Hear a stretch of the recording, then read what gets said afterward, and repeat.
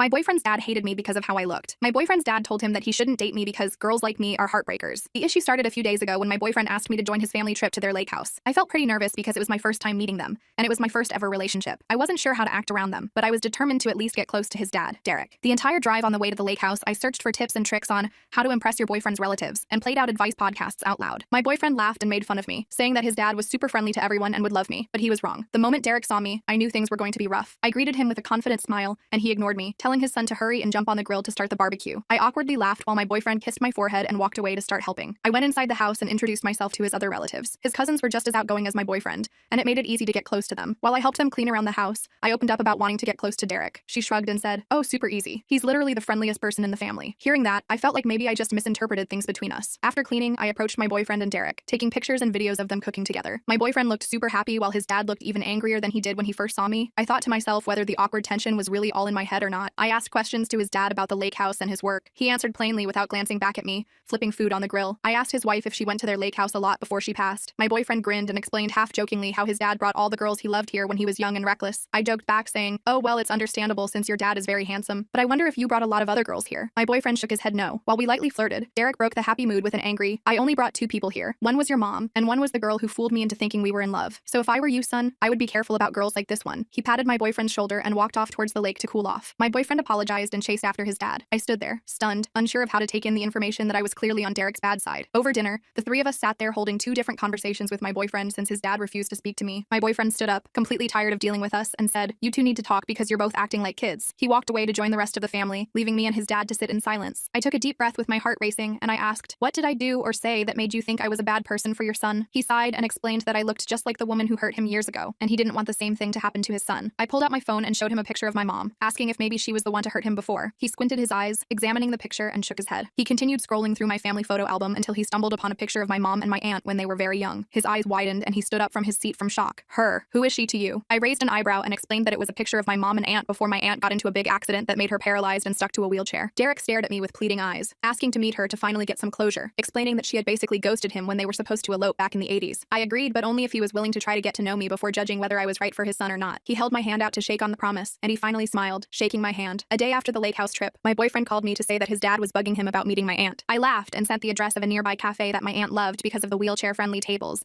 saying that if he was willing to rush, we were heading there in an hour. Derek really did rush over and arrived there first to greet my aunt with flowers. He led her away to a separate table where they were finally able to talk after years of heartbreak between them.